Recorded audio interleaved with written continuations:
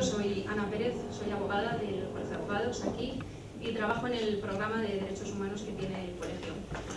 Como saben, el pasado 6 de abril tuvo lugar aquí en el colegio, junto con la Federación Estatal de Foros por la Memoria, la primera jornada sobre la Ley de Víctimas del Franquismo, en la que se debatió y analizó la propuesta para una ley de reconocimiento y protección integral de las víctimas del franquismo promovida por la Federación. En aquella ocasión contamos con Arturo Peinado Cano, presidente de la Federación, y con el abogado experto en Derechos Humanos y Jurisdicción Universal, Antonio Segura Hernández. Estuvo moderado por José Ramón Antón Boix, presidente de la sección de Derechos Humanos aquí en el Colegio de Abogados de Madrid, que hoy por motivos personales no ha podido asistir. Como comentó la decana, en aquella ocasión el colegio quiere servir como foro de debate para que la sociedad civil pueda expresar sus necesidades apoyándose en 3 pilares imprescindibles, que son la verdad, la justicia y la reparación. El artículo 8 de la Declaración Universal de Derechos Humanos garantiza el derecho que tiene toda persona a un recurso efectivo ante los tribunales nacionales competentes que ampare contra los actos que violen sus derechos fundamentales reconocidos por la Constitución o por la ley. Para profundizar más en este tema, en esta ocasión contamos con la presencia de Begoña López Anguita, que es miembro del Secretariado de Jueces para la Democracia. Contamos también con Miguel Ángel Muga Muñoz, abogado en ejercicio desde hace 20 años, responsable jurídico de la Federación Estatal de Foros por la Memoria, y contamos también con César Estirado de Cabo, miembro de la Unión Progresista de Fiscales y fiscal delegado de Medio Ambiente, Urbanismo de la Comunidad de Madrid.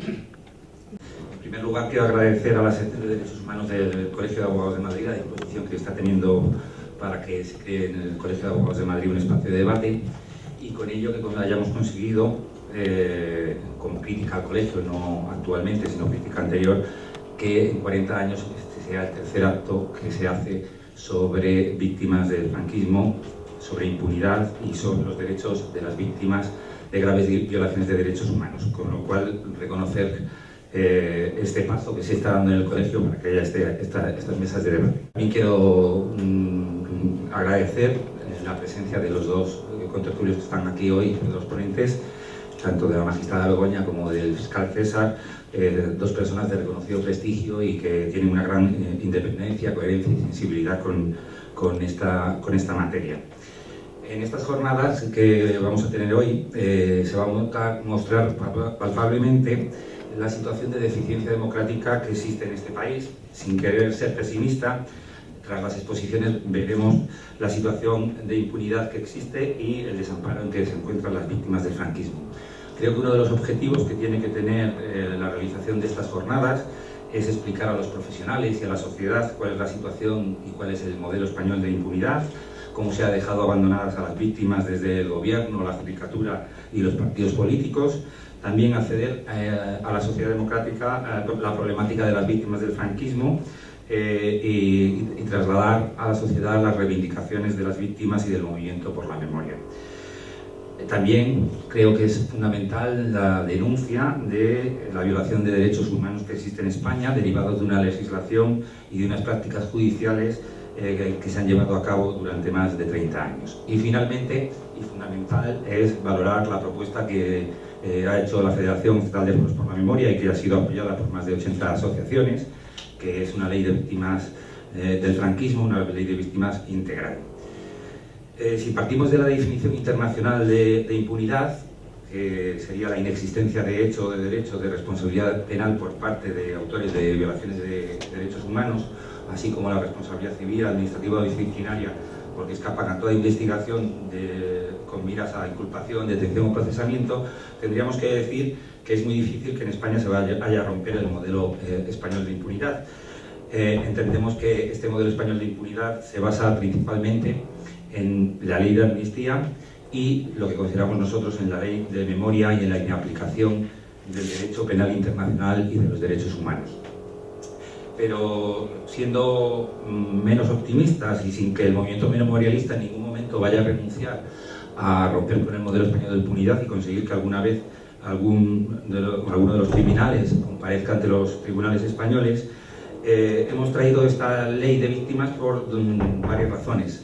Porque consideramos que hay un grave problema que es la inexistencia del reconocimiento de la condición jurídica política de víctima de las personas que fueron represaliadas por el franquismo. y esta falta de reconocimiento de la condición de víctima hace también que denunciemos que hay una violación de los derechos a la verdad, a la justicia y a la reparación y a las garantías de no repetición establecidos por Naciones Unidas. Esta situación ha sido denunciada, como todo el mundo conoce, y en ella se fundamenta la exposición de motivos de la ley, de la proposición que hemos hecho, en diversos informes de Naciones Unidas y del Comité de Desapariciones Forzadas, y también nos hemos basado en la existencia de una ley que nos parece perfecto que exista, que es la Ley de Víctimas del Terrorismo, en el que nos dimos cuenta de que había un trato diferenciado y que a las víctimas del franquismo se las trataba como víctimas de segunda, ¿no? En cuanto al reconocimiento a estos derechos a la verdad, a la justicia y a la reparación.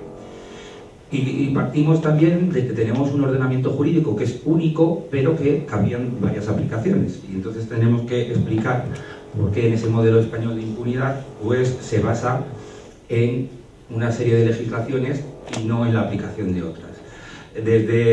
Con esta ley se intenta sobrepasar ese ordenamiento jurídico que ha quedado acreditado por el tiempo, que no ha servido para garantizar los derechos de las víctimas.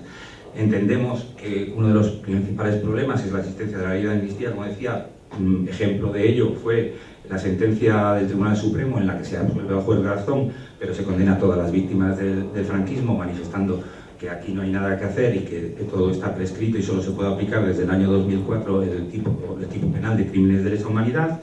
Y luego, en una legislación aprobada, tristemente, por partidos de izquierdas y progresistas, que es la mal llamada Ley de la Memoria Histórica, que nosotros hemos denunciado como un cierre de impunidad, porque supone, en primer lugar, violación de tratados internacionales, entre otros el Convenio Europeo para la Protección de los Derechos Humanos, dado que dicha ley no garantiza una investigación oficial de los crímenes franquistas, porque la misma ley renuncia a declarar por ley la nulidad de las acciones represivas del franquismo, y porque no declaró nulos tampoco los juicios penales y militares realizados durante el franquismo, y que supusieron que ahora mismo todas estas personas sigan siendo, a efectos jurídicos, condenados legalmente, porque no se han anulado dichas sentencias. Asimismo, porque la ley no respeta los derechos de las víctimas y de sus familiares en cuanto al criterio establecido en el informe Joinet, perdón, que es que yo no hablo francés, soy de inglés, Joinet, en el que se establecen cuáles eran los derechos de las víctimas y de graves violaciones de derechos humanos, y qué medidas había que adoptarse para evitar la impunidad.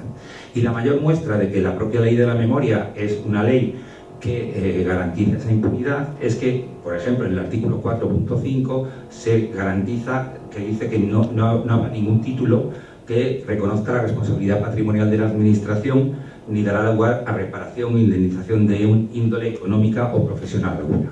Esa es la situación que tenemos, digamos, en lo que a críticas del ordenamiento jurídico, que es el que se está aplicando. ¿Y cuál es el ordenamiento jurídico que hay juristas que defendemos que se tendría que aplicar, pero no se aplica por los tribunales españoles? Pues, por ejemplo, la inaplicación del derecho penal internacional surgido de los juicios de Nuremberg, y la consideración de que hubo un plan de exterminio y, por lo tanto, que no hay prescripción de los delitos cometidos por los franquistas. El Convenio de Roma del Pacto Internacional de Derechos Civiles y Políticos, que en su artículo 2.3 establece el derecho de las víctimas de violaciones sistemáticas a un recurso judicial efectivo, tampoco existe. La inaplicación incluso del propio Código Penal y de la Ley de Enjuiciamiento Criminal respecto de y la jurisprudencia que existe con respecto al delito de detención ilegal, desapariciones forzadas y crímenes de lesa humanidad. Muestra de ello es cómo se están haciendo las exhumaciones y búsqueda de fallecidos sin que haya intervención judicial. Por ejemplo, podemos poner el ejemplo de lo que está pasando ahora mismo en Guadalajara, en el que se hacen exhumaciones sin la intervención judicial y con un convenio con una asociación privatizando la memoria y siempre sacando un derecho que no existe en ninguna ley, que es a la de que me entreguen los huesos. En eso no estamos de acuerdo. Tampoco se cumplen las recomendaciones de Naciones Unidas o del Comité de Desapariciones Forzadas y el informe que anteriormente comentaba del informe Joinet sobre los derechos a la justicia y la reparación de las víctimas del franquismo, ¿no? Desde esta propuesta que se hacemos de ley de víctimas, es posible que no vaya a afectar en cuanto a su contenido el derecho a la justicia, pero sí que entendemos que puede garantizar o promocionar los derechos a la verdad, a la reparación y las garantías de no repetición. Para ello nos basamos también, aparte en los documentos que os he comentado anteriormente, nos basamos en la propia ley de víctimas del terrorismo, que parece ser que para unas víctimas se habla de reconciliación, de recordar el periodo transicional como un periodo fructífero de la unidad de los españoles. Sin embargo, en esta ley, que como digo es totalmente legítima y totalmente legal, se hace un tratamiento absolutamente respetuoso del tratamiento de las víctimas desde el punto de vista de los derechos a la verdad, la justicia y la reparación. Os quería leer solo algunos textos de esa exposición de motivos, que solo tendríamos que cambiar la palabra terrorismo por la palabra franquismo o fascismo, y sería una ley o una exposición de motivos que ya supondría un reconocimiento a las víctimas. Dice: con la presente ley, la sociedad española, a través de sus legítimos representantes en el Congreso de los Diputados y en el Senado, rinde homenaje a las víctimas del terrorismo y expresa su compromiso permanente con todas las personas que lo han sufrido o que lo pudieran sufrir en el futuro. Esto lo podríamos cambiar por las del fascismo y sería un reconocimiento por parte del Congreso de los Diputados. El valor de la memoria como la garantía última de que la sociedad española y sus instituciones representativas no van a olvidar nunca a los que perdieron su vida, sufrieron heridas físicas o psicológicas y vieron sacrificada su libertad como consecuencia del fanatismo, aquí pone terrorista, podríamos poner fascista. El Estado salvaguarda así el recuerdo de las víctimas del terrorismo con especial atención a su significado político, que se concreta en la defensa de todo aquello que el terrorismo pretende eliminar para su proyecto totalitario y excluyente. Seguimos simplemente aplicando eso. ¿Qué tenemos en contradicción con ello? Pues tenemos en contradicción en la exposición de motivos de la Ley de Memoria Histórica, en la que se dice que el espíritu de reconciliación y concordia y de respeto al pluralismo y a la defensa pacífica de todas las ideas que guió la transición nos permitió dotarnos de una Constitución, la del 78, que tradujo jurídicamente esa voluntad de reencuentro de los españoles.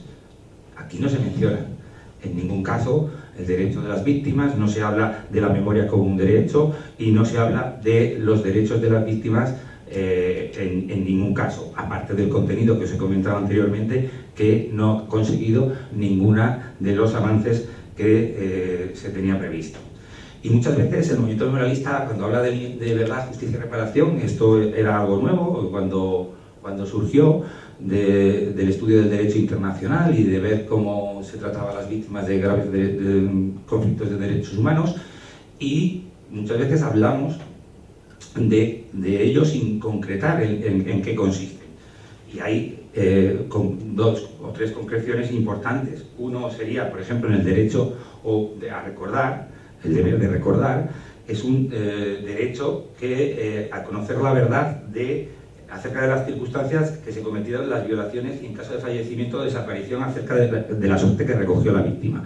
Obviamente, la Ley de Memoria Histórica no garantiza este derecho de las víctimas a saber dónde están sus familiares, ni qué fue de ellos y cómo. Pero no es un derecho solo individual de la víctima, sino que es un derecho colectivo de la sociedad para evitar situaciones de revisionismo y de negacionismo, como lo dice el principio segundo y tercero del informe Joinet. Hablando de esa reconciliación que habla la Ley de Memoria Histórica, pues el principio 19 de ese informe nos dice que no existe reconciliación justa y duradera si no se satisface efectivamente la necesidad de justicia. El perdón es, sin duda, un factor importante de la reconciliación, pero supone como acto privado que la víctima o sus derechohabientes conozcan al autor de las violaciones y que éste haya tenido la posibilidad de reconocer los hechos y manifestar su arrepentimiento. Esto tampoco lo garantiza esa exposición de motivos de la Ley de Memoria Histórica, ni el contenido dispositivo de la mencionada ley, aparte de las restricciones en el principio de justicia a la prescripción o las restricciones a la práctica de la amnistía de graves crímenes, que, como sabemos, el Tribunal Supremo sigue manteniendo que estos crímenes están amnistiados y que fueron aprobados por todo el Parlamento con el consenso social de toda la sociedad, cosa que va en contra de estos principios que os estaba manifestando. ¿Y cuál es el contenido en cuanto a verdad, justicia y reparación que aportaría esta proposición que hemos realizado nosotros de ley de víctimas del franquismo? Pues entendemos que en cuanto al derecho a la verdad, sería una ley que además supondría la modificación de varios textos legales, porque sería una ley que afectaría a archivos, a la ley de enjuiciamiento criminal, a la ley de víctimas, etc. Entonces, pues, por ejemplo, el derecho a la verdad, el mejorar el acceso a los archivos que impiden el conocimiento de la verdad, como decía antes, el reconocimiento por parte de las instituciones del Estado. Es que con que tuviéramos un prólogo o un preámbulo de la ley que dice lo que estaba leyendo anteriormente, la ley de víctimas del terrorismo, estaríamos ya reconociendo esa condición de víctima y un reconocimiento institucional que supone un derecho a la verdad y a la reparación. La retirada de la simbología franquista con consecuencias jurídicas. Actualmente la Ley de Memoria Histórica aprueba un artículo 15 que es vago y que no supone ninguna consecuencia jurídica en caso de que un ayuntamiento ponga pegas a la retirada de esa simbología franquista. Como está establecido en la Ley de Víctimas del Terrorismo, que se prohíbe la exaltación y se protege a la víctima de que haya simbología en cualquier acto de víctimas del terrorismo. Luego, otra importante en cuanto al derecho a la verdad sería el conocimiento del paradero de las víctimas y la protección a los familiares en la búsqueda de los mismos. Eso ahora mismo no se produce. Como comentábamos en otras charlas, lo que hace el Estado y lo que hace la Ley de Memoria hasta que llegó el Partido Popular es simplemente dar unas subvenciones para que las personas sean ellas mismas con un pico y una pala y buscando asociaciones las que tengan que buscar a sus desaparecidos. Eso es una violación flagrante del derecho a la verdad, porque no se le da un recurso efectivo y se les entrega a una revictimización por parte de las víctimas que tienen que buscar a sus familiares. En cuanto a la reparación, pues introducimos algo que se está desarrollando en algunas leyes autonómicas, que serían los lugares de memoria, lugares que tendrían que ser protegidos para evitar que nos pase como nos ha pasado, por ejemplo, en Madrid, con la destrucción de la cárcel, totalmente de la cárcel de Carabanchel, que era un símbolo de resistencia frente al franquismo y que podría haberse declarado lugar de memoria, al menos una parte de él, para que no tuviera conocimiento de toda la sociedad española de lo que pasó ahí. Luego habría un reconocimiento a la memoria de la víctima del franquismo. También hablamos de una reparación material y económica. La propia ley de víctimas del terrorismo hace aplicación retroactiva desde el año 1960. Nosotros pedimos la aplicación retroactiva desde el año 1900 hasta el año 1936 hasta el 1981. ¿Por qué? Porque tenemos un problema. Ahí sí tendríamos un problema porque como no tenemos la condición jurídica de víctima, ¿cómo vamos a reparar? Pues habría algunas vías. Hay casos que son, la heterogeneidad del tipo de la tipología de víctimas que tenemos en el franquismo es mucha, pero por ejemplo los que sean condenados por tribunales militares, pues ahí tenemos la sentencia. Sería fácil establecer el requisito para esa reparación económica y no lo que ha pasado hasta la actualidad, que se llaman ayudas porque no derivan de una sentencia judicial. Pero podríamos ver cuáles serían las prácticas para poder ver esa condición jurídica de víctima y hacer una reparación económica a las familias o la restitución de los bienes que les hayan quitado. Esta ley podría suponer también romper la prescripción de las acciones que se hagan en solicitud de reparación y de indemnizaciones del Estado o de particulares. Siempre se nos dice que son muchos y que se costaría mucho y que no es posible porque ya todo está prescrito. Hombre, en Alemania ha habido nulidades de leyes que han supuesto como consecuencia la indemnización. En este caso, y como decía un día en el Parlamento Joan Tardá, no hace falta que lo pague el Estado, lo puede pagar en muchos de los casos las reparaciones las grandes empresas multinacionales que se lucraron y que crecieron con el trabajo esclavo, por ejemplo en el Valle de los Caídos, en los canales o en los pantanos.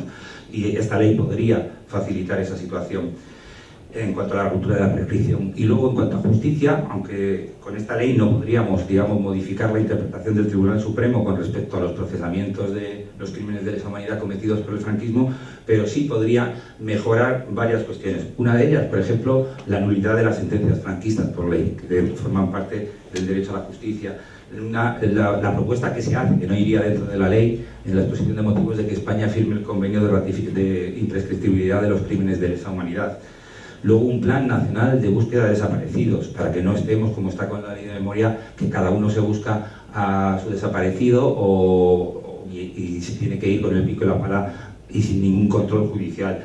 Y luego garantizar el control judicial de las exhumaciones y la intervención del Estado de acuerdo con la ley. ¿Por qué? Porque actualmente se está haciendo sin denuncia y sin juez, sin garantías de que lo que está pasando ahí podamos decir mañana que había pasado.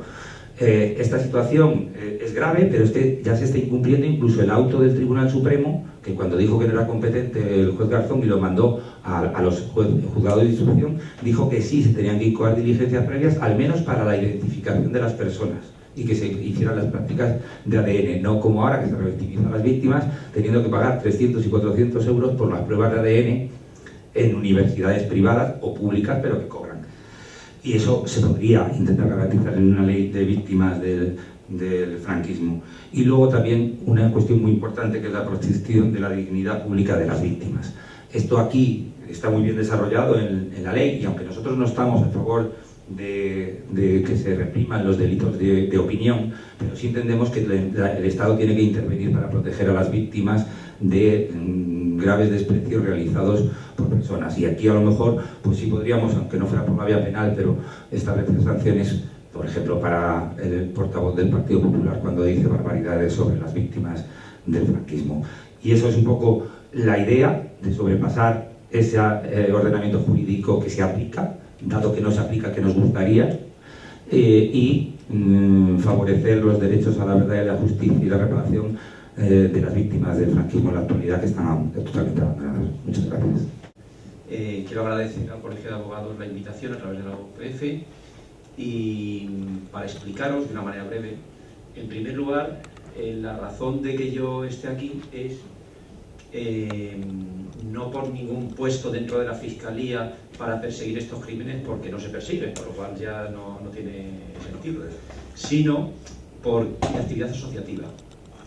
En el año 96, la Unión Política de Fiscales tuvo la iniciativa de interponer una denuncia en la Audiencia Nacional para perseguir los crímenes cometidos bajo la dictadura militar argentina por el principio de justicia universal, que calificábamos como genocidio, terrorismo y torturas. Yo estaba en ese momento en el secretariado, lo defendí, era el portavoz en Cataluña, hubo un debate tremendo, jurídico y no jurídico, y Castellón era el presidente de la UPF, yo estaba en Barcelona y participé en muchísimos eventos, conferencias, intercambio de información con otros casos parecidos en distintos países del mundo, conocimiento de primera mano de los avances que se iban dando en el derecho penal internacional para perseguir estos crímenes. Luego se amplió la denuncia a Chile, y el hecho de acumular este conocimiento y de participar en una serie de actividades asociativas dentro de España y fuera de España dio pie que cuando empezó el proceso el juez Baltasar Garzón para perseguir los crímenes del franquismo, iniciar un procedimiento para la persecución de los crímenes del franquismo, aplicando los mismos principios de nuestra denuncia que tuvieron éxito, bastante éxito, en la Audiencia Nacional y en el Tribunal Supremo, para aplicar esos mismos principios para perseguir los crímenes de lesa humanidad cometidos en nuestro propio país, y ver que todo eran obstáculos, que no había manera de que aquello saliera adelante, se veía clarísimo, y se acabó procesando al propio juez instructor por prevaricación, pues entonces, claro, volví a desempolvar ese acervo que había tenido lugar por esos otros procesos, lo actualicé y volví a intervenir, no como miembro del secretariado, pero el secretariado me iba avisando para acudir a distintos actos relativos a la persecución de los crímenes de lesa humanidad cometidos durante el franquismo. Yo lo que hice fue estudiar, actualizando los conocimientos que tenía de esa etapa anterior, en primer lugar, si realmente había alguna imposibilidad técnico-jurídica para perseguir estos crímenes. teniendo en cuenta el acervo de los hechos en Argentina y Chile, acervo en general de otros muchos procesos, el ordenamiento jurídico español y el ordenamiento internacional en el cual está integrado el ordenamiento jurídico español. Y llegué a la conclusión de que eran perseguibles, es decir, que con el derecho vigente se deberían perseguir. Entonces hice un informe que lo publiqué, se puede localizar en internet, no lo voy a leer ni resumir porque es muy técnico, pero al que interese, está colgado en internet, informe sobre los crímenes del franquismo, César Estirado, y ahí están todos los argumentos. En primer lugar, por lo que yo creo que son tipificables como crímenes de lesa humanidad estos hechos, particularmente genocidio, crímenes contra la humanidad y crímenes de guerra, además de otros crímenes, evidentemente, pero que no entrarían en la categoría per se necesariamente de crímenes contra la humanidad, pero que se aproximan mucho: torturas, desapariciones forzadas, terrorismo.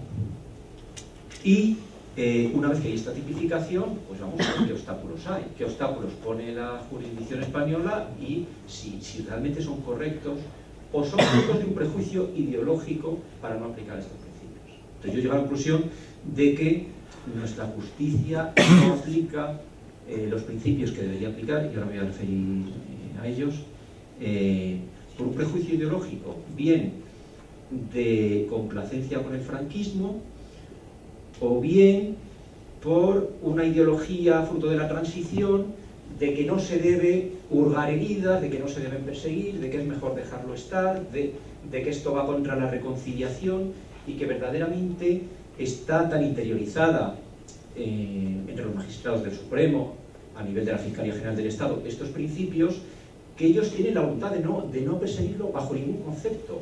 Entonces van buscando argumentos, a mi juicio, artificiosos. De hecho, yo creo que vamos a acabar siendo el último país del mundo que no los persigue. Lo persigue Francia, lo persigue Italia, lo persigue Alemania. Todos los motivos que pone el Tribunal Supremo no los aplica ningún país, ni Camboya, o sea, no se aplica a nadie. Y yo creo que estamos quedando en el ridículo más espantoso.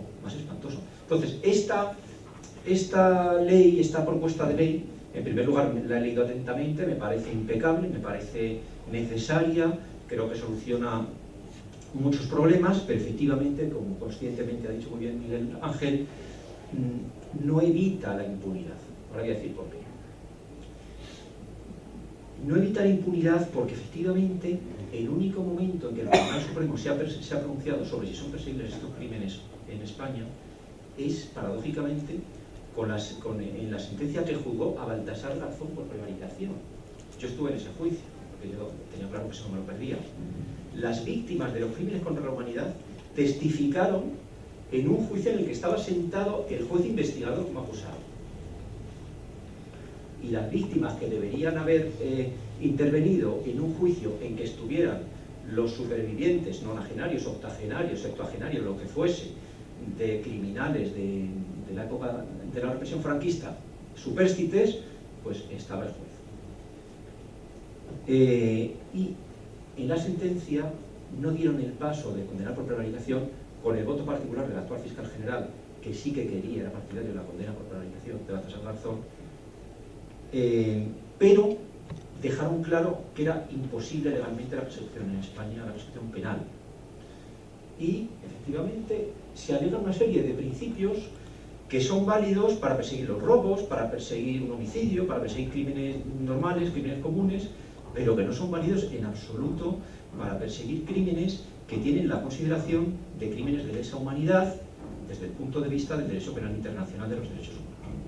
El derecho penal internacional de los derechos humanos nace realmente, aunque hay antecedentes ya previos, pero nace con el estatuto de la Corte de Nuremberg, después de la Segunda Guerra Mundial, para juzgar los crímenes contra la humanidad cometidos durante la guerra o antes de la guerra, como muy bien dice el estatuto.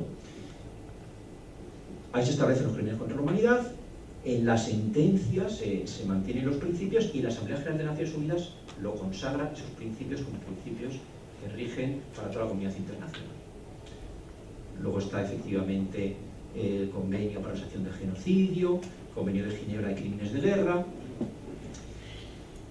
Y hay unos principios esenciales. Estos crímenes, por su gravedad, que consisten en que las personas que tienen el poder estatal lo utilizan para cometer los crímenes más graves contra su propia población,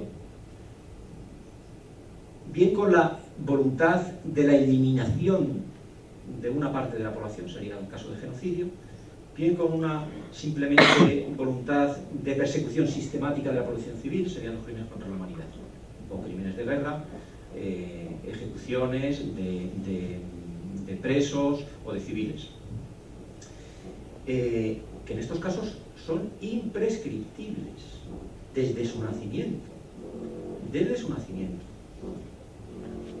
hasta tal punto es así que cuando en el año 68 efectivamente surge la Convención de Imprescriptibilidad de estos crímenes contra la humanidad y crímenes de guerra, que España todavía no ha ratificado, cuando lo aplica, por ejemplo, en Francia, en el juicio contra Klaus Barbie, en Italia, juicio contra dos responsables de los crímenes de las fosas ardiatinas, estamos hablando de los años 40, y claro, se está aplicando un convenio del año 68.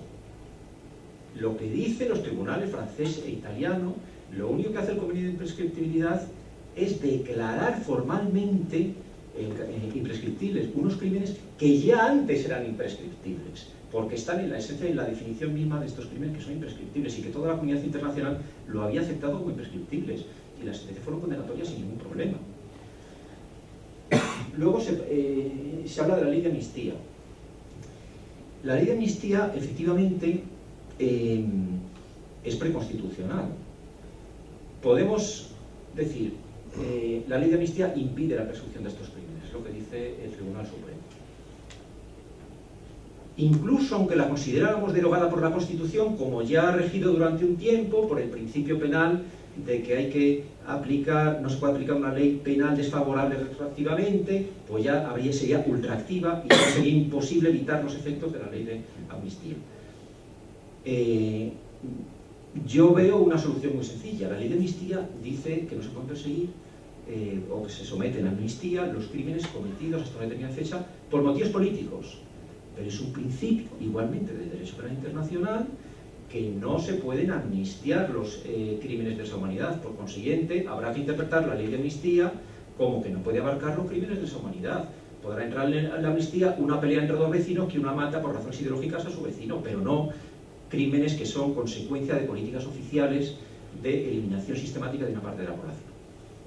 Con lo cual yo tengo claro que la solución está, lo que se debería hacer es no aplicar la ley de amnistía para estos casos, y así nos evitamos los problemas de la derogación o de la nulidad de la ley de amnistía. Luego, otro tema que dice el Tribunal Supremo, el principio de legalidad penal y de tipicidad. Es que en el momento de producirse estos hechos, aunque el Tribunal Supremo reconoce la sentencia de Garzón, que tal como está denunciado, entraría en el concepto de crímenes contra la humanidad, que lo reconoce, pero que no existía, no estaba incorporado al Código Penal español en su momento, por tanto no se puede aplicar.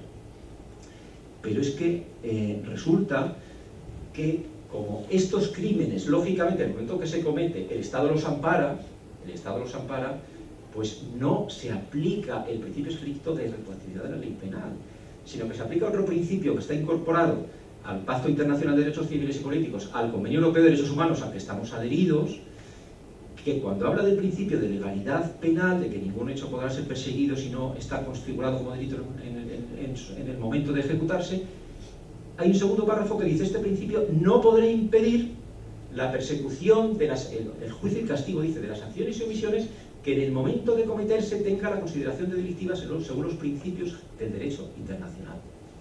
Este es el principio de legalidad internacional, que nosotros no lo queremos aplicar, y está en el Convenio Europeo de Derechos Humanos y en el Pacto Internacional de Derechos Civiles y Políticos, ratificados por España, incorporados en nuestro ordenamiento jurídico, y que la Constitución dice que los derechos humanos deben ser interpretados de acuerdo con los convenios internacionales ratificados por España.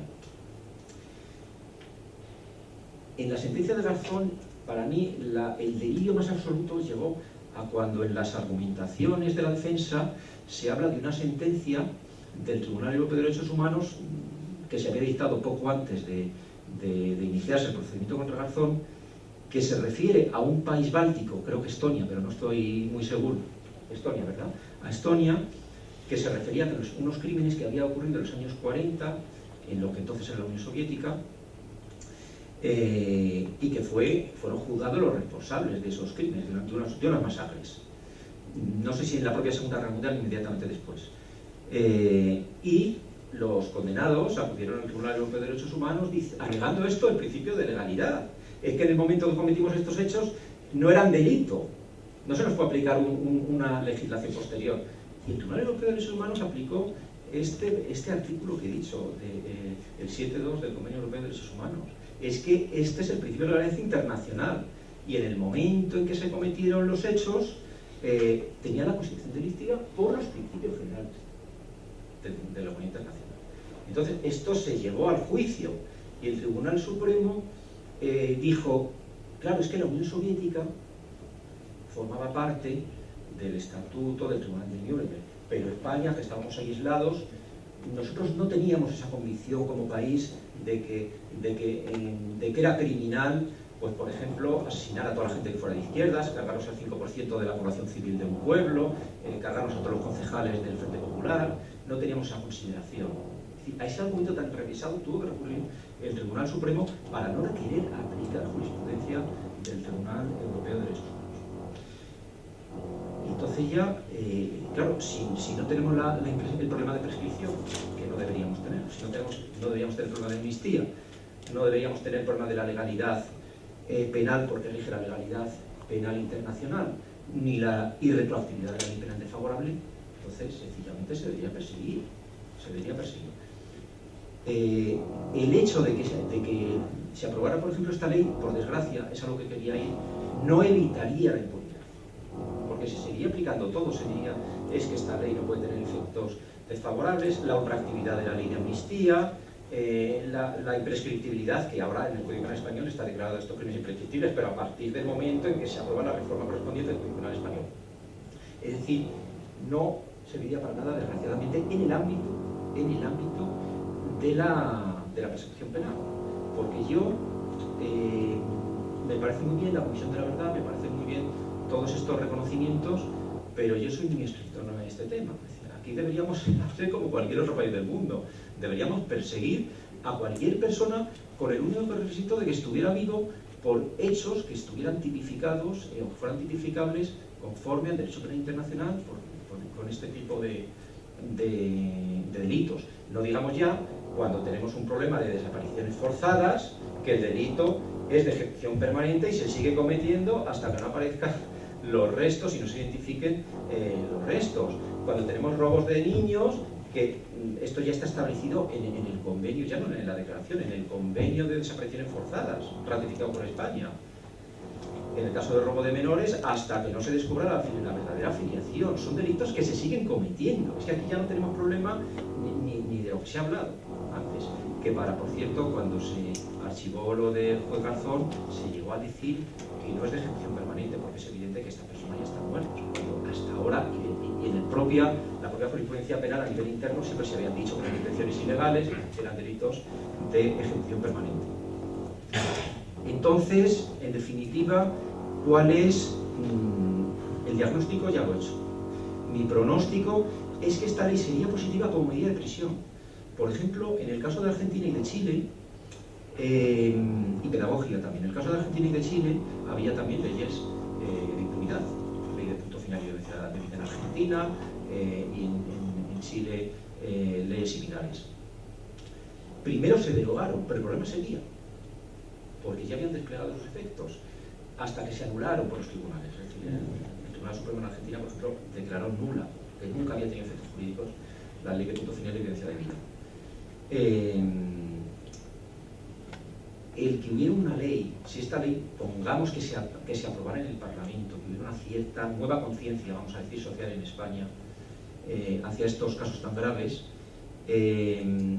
podría servir de empujón a los jueces, a los fiscales. En el caso de la Fiscalía, en el caso de los jueces, efectivamente hay una jurisprudencia en fin, que obliga, pero también el Poder Judicial, cada juez independiente puede hacer lo que quiera, luego pues, hay recursos y tal.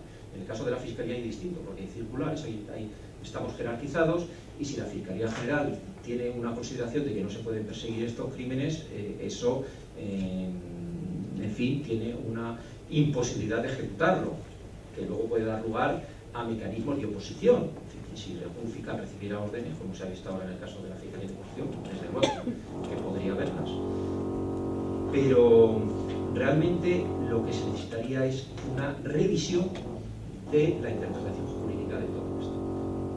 Dejar que el derecho penal internacional entre en nuestro país, que pasemos de en la prehistoria a estar en la historia. Estamos en la época pre-Nuremberg, o sea, ahora, desde el punto de vista de la justicia en España, estamos pues, en los años 40 o 30, estamos hasta el año 46. Nos hemos quedado en la época de la autarquía, vamos a decirlo así, desde el punto de vista jurídico.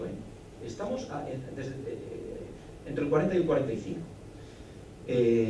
Dejar que entre en nosotros los principios de Nuremberg, los principios del derecho penal internacional de los derechos humanos, que se aplique de manera completa el Convenio Europeo de Derechos Humanos. Es una pena que ha habido demandas ante el Tribunal Europeo de Derechos Humanos que se han inadmitido por interponerse fuera de plazo. Qué lástima para que se hubiera podido pronunciar el Tribunal Europeo de Derechos Humanos sobre estos casos. Pero en definitiva la solución está en que una revisión por los magistrados del Tribunal Supremo, sobre todo por el juez general, por la Fiscalía General del Estado, de la interpretación del derecho y homologándonos a cualquier otro país del mundo, porque yo creo que vamos a ser el último país del mundo que deja impunes estos crímenes. Y creo que la aprobación de una ley como esta podría servir como acicate, como presión porque esto ya no es un problema simplemente de gente o de magistrados de ideología ultraconservadora, que los hay, sino teóricamente progresista, pero que participan de esa cosa tan rara de la equidistancia que se ha dicho, de que meter el pluralismo político a los fascistas y a todo tipo de movimientos políticos democráticos, y que parece que no se atreven a enfrentar este tema. Y esta es en definitiva mi aportación, sin perjuicio de que luego pues, pueda extenderme más. Creo que lo que han dicho ya Miguel y lo que ha dicho César cierran el círculo, pero yo debo decir que soy optimista. Soy optimista y sí que creo que una modificación que está propuesta y que una ley con la que se propone sí que puede dar lugar al derecho a la justicia y reconocer ese derecho a la justicia. ¿Por qué lo soy? Porque es cierto que la sentencia del Tribunal Supremo de febrero del 2012 a la que se ha referido César en relación con la sentencia absolutoria a razón es una losa, cierra la posibilidad de investigar este tipo de crímenes, pero también es cierto que la propia sentencia, que deja perplejo en muchas ocasiones, da alguna salida. Y cuando la sentencia habla, por eso a mí sí que me parece muy importante el que se pueda acordar los válidos si ya se sabe que no se va a poder condenar. Si ya están prescritos o están amnistiados esos hechos, ya no se puede iniciar ni tan siquiera el derecho penal, que correspondería a otras instancias. Luego, que no, en virtud del principio de legalidad, obviando todo el derecho internacional, sostienen que los hechos no se pueden perseguir porque no eran delito al tiempo de cometerse. En segundo lugar, que están prescritos. Y en tercer lugar, ya para finalizar, que existe la ley de amnistía. Y vienen a sostener que la ley de amnistía, que es cierto que no se admite, que de acuerdo con la legislación internacional no se puede admitir ninguna ley de amnistía, que nadie perseguido por un crimen contra la humanidad puede ser beneficiado por una ley de amnistía que suponga una auténtica impunidad de este tipo de comportamientos. Continúan diciendo que eso es verdad, pero que en virtud de los mismos principios que han señalado anteriormente, el principio de legalidad, en España la ley de amnistía es perfectamente válida. Pero sostienen también que cabría la discusión, y ellos se la plantean, yo creo, de que el Pacto Internacional de Derechos Civiles y Políticos de 1966, ratificado por España, y además es curioso porque si se lee la sentencia, si nosotros leemos la sentencia, el Tribunal Supremo es meticuloso a la hora de establecer fechas, por qué no son aplicables, por qué no estaban en vigor, cuándo lo ratificó España. Y en la ley de pactos civiles, en el Pacto Internacional por los Derechos Civiles y Políticos no hace referencia a la fecha. Este pacto fue aprobado, como ha dicho César, con carácter previo a la ley de amnistía. Se publica el 30 de abril de 1977. Antes de la ley de amnistía, que es de octubre de 1977. Y el Supremo dice, Bueno, eso puede que, primero, que afecta a situaciones que eran anteriores y que por lo tanto se remitían a que están prescritas, a que en virtud del principio de legalidad no se pueden aplicar. Pero aún referido a la propia ley de amnistía que puede establecer la impunidad, que es la llave de la impunidad final, dice, bueno, pero es que aunque aplicáramos el pacto internacional, porque es anterior y no se debiera considerar válida la ley de amnistía, eso no le corresponde a los tribunales españoles. Los tribunales, bueno, españoles ni de ningún tipo, pero no es labor de los tribunales declarar la nulidad de la ley de amnistía. Es labor del legislador. Por eso creo que es importante que haya una ley donde se diga que efectivamente esa ley de amnistía se tiene que derogar. No se puede admitir que exista, que siga manteniéndose en el tiempo, porque lo que hace la referencia a la que, bueno, el Tribunal Supremo, cuando habla de esta ley de amnistía, viene a sostener que es como consecuencia del espíritu de la transición, y como dice César, pues están imbuidos completamente los magistrados del Supremo en ese espíritu de la transición, y hacen un desarrollo de qué entienden por ese espíritu, que consideran que todas las fuerzas sociales y políticas estaban de acuerdo con esta ley, y que por lo tanto no la podemos modificar, porque si se referían a un bando también se referían al otro, porque todos hicieron cesiones. Bien, yo creo, a mí me duele escuchar eso por parte del Tribunal Supremo. Estamos hablando que la ley de amnistía en su momento para lo que sirvió fue para que no se condenara, bueno, para que se amnistiaran comportamientos que posteriormente nunca se pudieron haber condenado en un derecho penal democrático. Y, sin embargo, estamos poniendo en el plan de en una equidistancia la impunidad de crímenes contra la humanidad. Eso es inadmisible. Ni tan siquiera la referencia a esa equidistancia es admisible.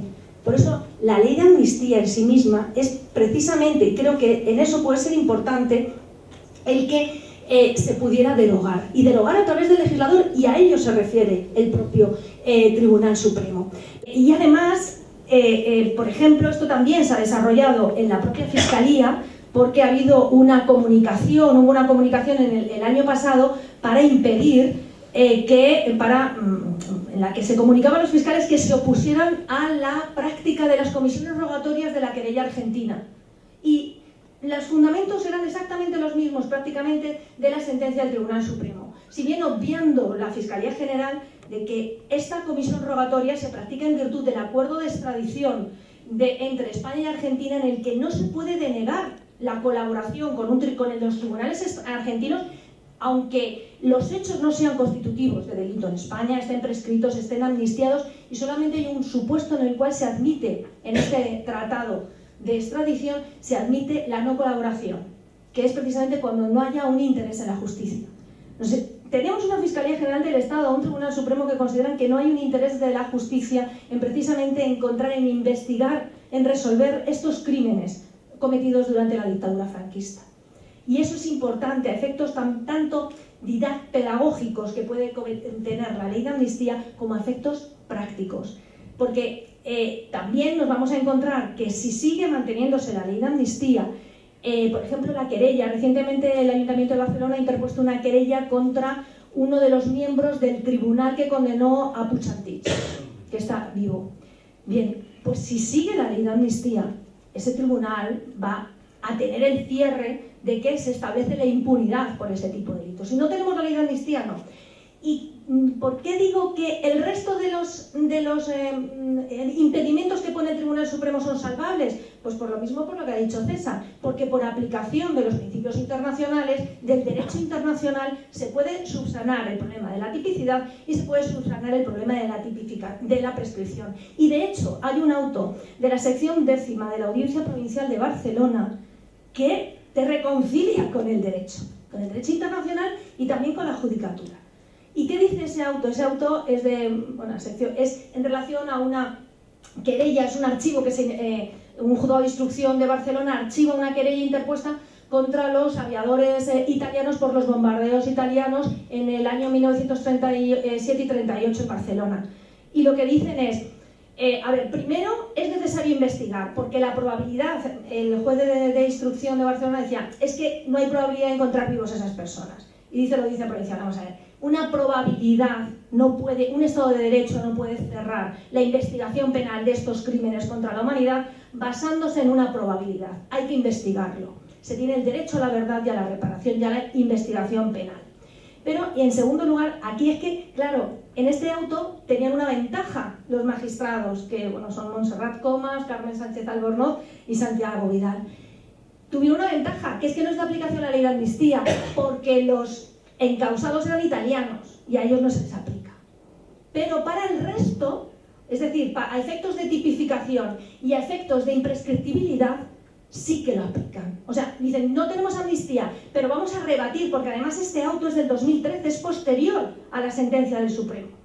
Es decir, abre una vía posible de investigación de este tipo de crímenes. ¿Y qué dicen? Bueno, dicen, por ejemplo, que claro que es un delito, claro que es de aplicación la sentencia del Tribunal Europeo de Derechos Humanos a la que se refería César, que es del 2012, creo, es de Estonia, en la que se dice precisamente que la tipicidad, el principio de legalidad se subsana a través de, siempre que sean conductas condenadas por las leyes, los principios generales del derecho internacional de todas las naciones civilizadas.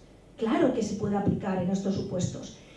Y lo que sostienen también, por aplicación del principio de Nuremberg, porque, y aquí quiero también hacer referencia a la interpretación que hace el Tribunal Supremo respecto a los principios de Nuremberg, porque dice que no son aplicables porque España solamente los reconoce a través de la ratificación de los convenios de Viena, que lo hace en el 52, pero que excluye expresamente el derecho consuetudinario internacional, porque era conocedora de que si incorporaba el reconocimiento del derecho, de este derecho consuetudinario internacional, se condenaría y podría ser objeto de condena las conductas que estaban siendo sistemáticamente realizadas contra una parte de la población. Entonces, lo que dice esta sentencia, este auto de la Audiencia Provincial de Barcelona es, claro que se aplica esta sentencia del Tribunal Europeo de Derechos Humanos y se deben aplicar los principios de Nuremberg también, porque sí que existía un reconocimiento en España de esa normativa internacional. Y hace referencia a la Constitución Española Republicana de 1931. En el artículo 65 de la Constitución Española se dice que serán normas de derecho interno las ratificadas por España, entre los que se encuentran los convenios de La Haya de 1899 y también el convenio de La Haya de 1907, respecto de los delitos de genocidio cometidos en época de guerra. Ahí nos da la posibilidad de ese conocimiento por parte de las autoridades franquistas de la existencia de que está cometiendo crímenes y por lo tanto la posibilidad de aplicar ese principio de legalidad internacional y aplicación de los principios generales, aun cuando no estén tipificados o estén castigados como delito en el Código Penal franquista. Evidentemente eso generaría, esa exigencia genera la impunidad a la que nos estamos refiriendo. Y en cuanto a la imprescriptibilidad, este auto de la Audiencia Provincial, que por eso digo que es posible, que hay posibilidad, excluyendo y acabando con la ley de amnistía, existiría la posibilidad, habla de la referencia también de la aplicación del tribunal, de la jurisprudencia del tribunal, la doctrina del Tribunal Europeo de Derechos Humanos en una sentencia que es contra Rusia, precisamente por la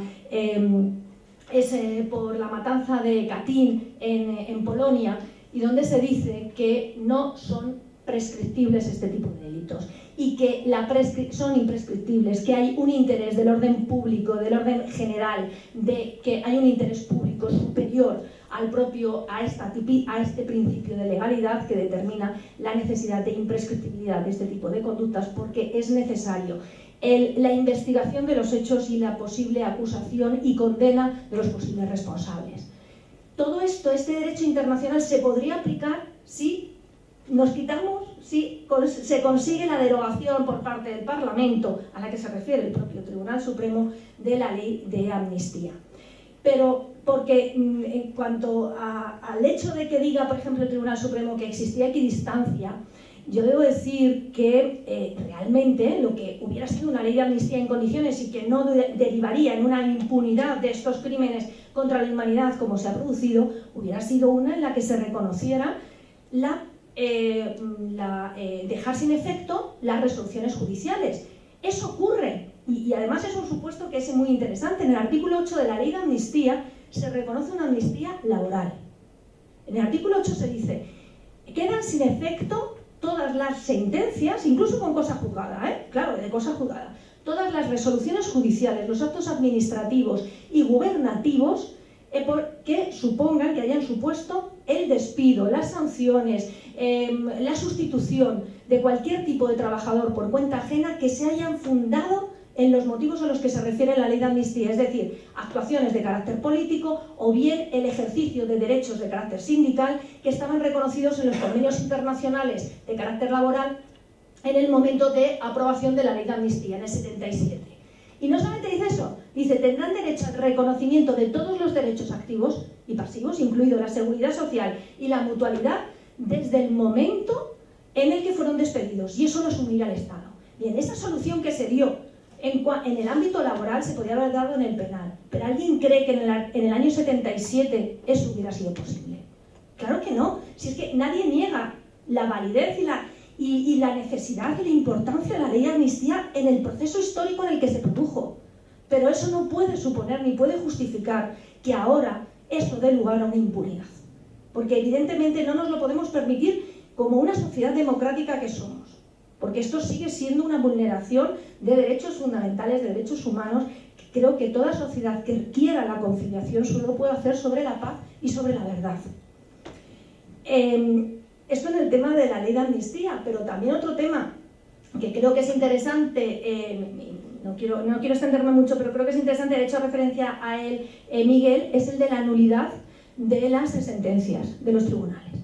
Sobre eso, también el Tribunal Supremo, en este caso la Sala de lo Penal, de la Sala de lo Militar, perdón, la Sala, la quinta, merece la pena leer sus resoluciones. Aquí lo que hacen es denegar, inadmitir los recursos de revisión contra esas sentencias, generalmente de los consejos de guerra. Y lo hacen ¿por qué? Por la insuficiencia de la ley de memoria histórica. Precisamente por ser insuficiente la ley de memoria histórica, se ampara el hecho de que no se pueda declarar esa nulidad, que no se pueda abrir el procedimiento de revisión. ¿Por qué? Porque en el artículo 2 y en el artículo 3 de la ley de memoria histórica se dice: son injustas todas las resoluciones judiciales dictadas por motivos de ideología, de política o de creencias religiosas. Perfecto. Y son ilegítimos los tribunales de guerra, los tribunales creados expresamente por motivos ideológicos, políticos o de creencias religiosas, como era el Tribunal de Represión de la Masonería y el Comunismo, el Tribunal del Orden Público, etc.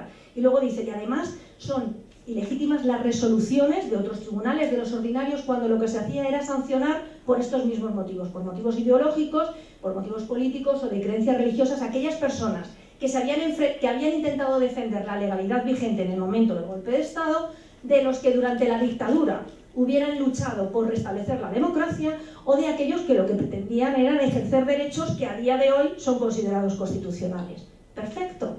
Pero es que en la exposición de motivos de la Ley de Memoria Histórica se dice que estas resoluciones judiciales no tendrán vigencia. Y entonces, cuando se ha pedido la revisión a la Sala de lo Militar de todas estas sentencias de tribunales militares, de consejos de guerra, ha dicho: reconozco que el tribunal es ilegítimo, porque lo dice la Ley de Memoria Histórica.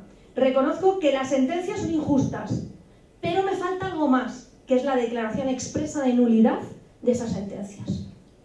Y sin ella, y como dice la exposición de motivos, que lo único que hace, que pierde vigencia, eso no es motivo para la revisión.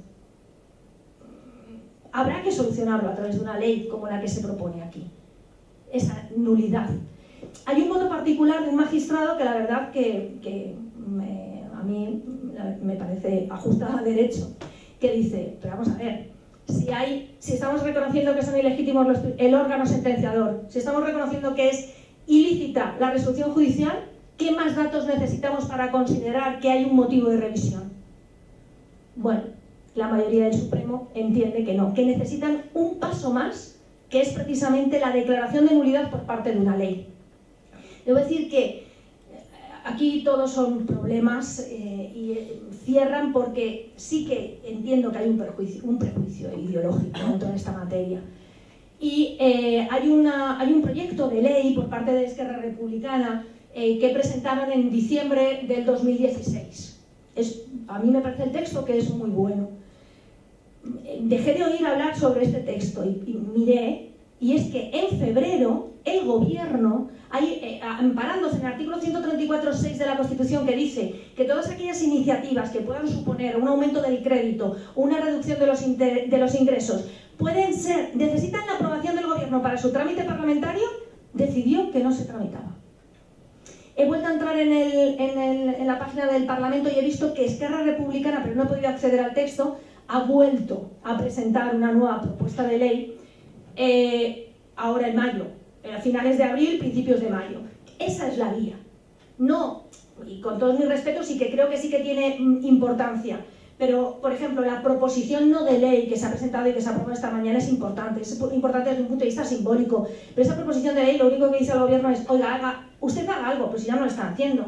Se necesita una proposición de ley para que realmente haya un texto articulado. Ahora hay una mayoría parlamentaria que puede iniciarlo. Y debería haber una mayoría y una presión social para reivindicar esta injusticia que se ha venido cometiendo durante tanto tiempo.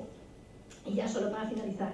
Había una vía que era, como se ha comentado antes, la vía civil, a través de un expediente de jurisdicción voluntaria, que es lo que se hizo en el Escorial. Un auto, una resolución judicial, en el que hay un reconocimiento del derecho a la verdad, del derecho a la justicia, a través de un expediente que se llamaba Perpetua Memoria. Bueno, pues ese expediente Perpetua Memoria, que no utilizaba nadie, pero que sirvió para que efectivamente haya una resolución judicial que exija la exhumación de los cadáveres de 2 hermanos en el Valle de los Caídos, ha sido derogada en la ley de jurisdicción voluntaria. En la nueva ley de jurisdicción voluntaria del 2015 ha desaparecido este procedimiento. Es decir, que sí que entre todos es necesario que se lleve a cabo, que el legislador al final lo que marca también son las pautas para que lo apliquen los tribunales. Y es imprescindible iniciativas como esta y que los grupos parlamentarios sean conscientes de la necesidad y de la importancia de iniciativas como esta. Porque si no vamos a seguir estando anclados en el año 40, como dijo, en el año 30 y tanto, como ha dicho César, y seguirán ganando. Gracias.